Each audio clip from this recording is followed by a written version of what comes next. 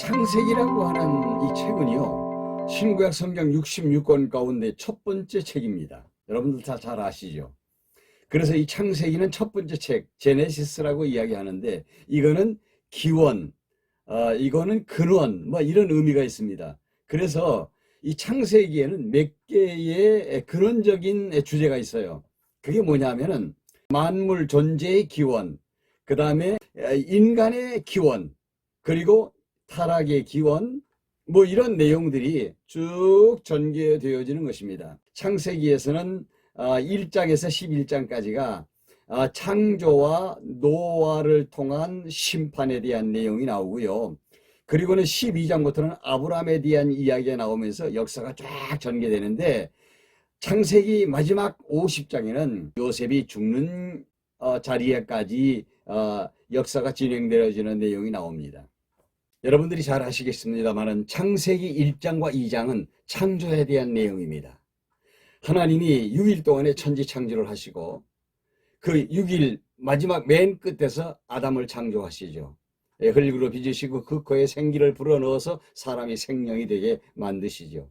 그리고 독초하는 것이 좋지 않다고 하시면서 하와를 창조하십니다. 그래서 인간을 뭐라고 부르느냐? 생명이라고 부릅니다.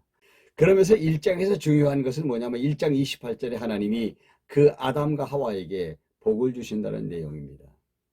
창세기 2장 17절이 2장에서 핵심입니다. 에덴 동산 중앙에는 선과 악을 나무가 있어요. 그리고 생명나무도 있어요. 그런데 선과 악을 아는 나무에 대해서 말씀하시기를 선악을 알게 하는 나무의 실과를 네가 먹지 마라. 먹는 날에는 네가 정령 죽으리라. 이렇게 말씀하십니다. 안 먹으면 정령 살게 되는 것이고 먹으면 정령 죽게 되는 것입니다. 이것이 1장과 2장에서의 아주 중요한 내용입니다. 그런데 참 안타깝게도 3장에서는 아담과 하와가 타락합니다. 어떻게? 하나님이 먹지 말라는 선악과 열매를 따먹고 맙니다. 그래서 온 것이 뭐냐? 죽음이 찾아왔습니다. 불행한 것이죠.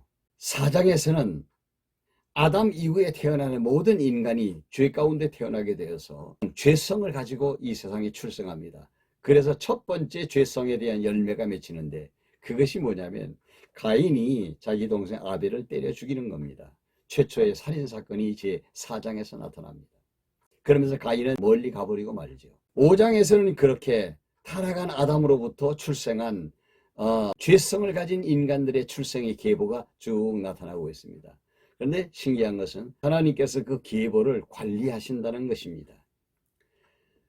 모든 인간들이 다 타락 가운데 태어나도 그 중에 하나님이 은혜를 입혀서 예수 그리스도가 나타나실 때까지의 그 계보를 관리하신다는 거죠. 이것을 성경은 예수 그리스도의 족보라고 이야기합니다. 이제 이런 부분은 여러분들이 놓치면 안 되는 부분입니다.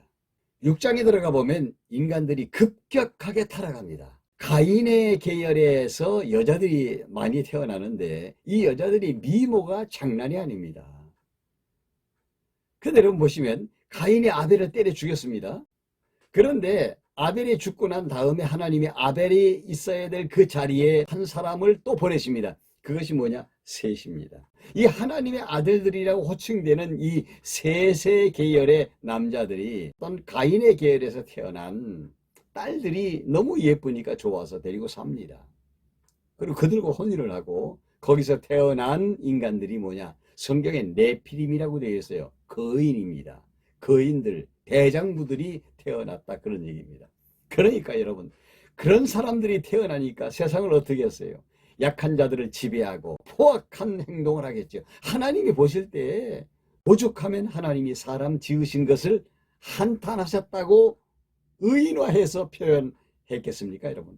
그래서 6장에서 하나님이 세 계열에서 출생한 노아를 선택을 해서 그에게 하나님의 계획의 비밀을 알려줍니다. 내가 다 멸망시키겠다. 너와 네 가족을 빼놓은 모든 인류를 멸망시키고 내가 너를 새로운 인류의 조상을 삼아주겠다 하고 약속을 합니다. 그러면서 배를 지으라고 하죠. 그것이 방주입니다. 7장에 가서 보면 120년 동안의 배를 짓습니다. 아주 상당히 긴 시간이죠.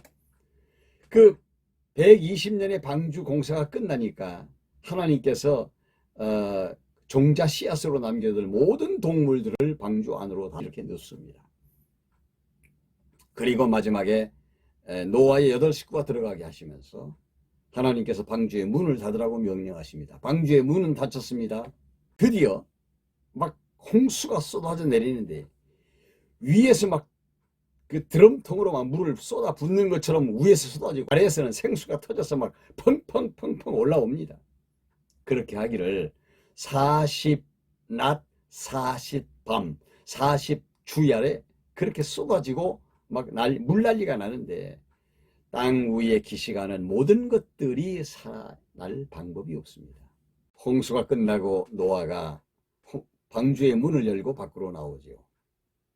하나님께서 노아에게 그때 약속하는데 9장에 나타납니다. 노아에게 약속하십니다. 노아야, 네 아들 셈과 함과 야벳이 번창하도록 해주겠다 하고 약속하시면서 네가 본 것과 같은 이 어마어마한 심판, 물심판은 앞으로는 없을 것이다. 그때 바로 찬란하게 무지개가 쫙 뜹니다. 노아야, 저것이 무엇인 줄 아느냐?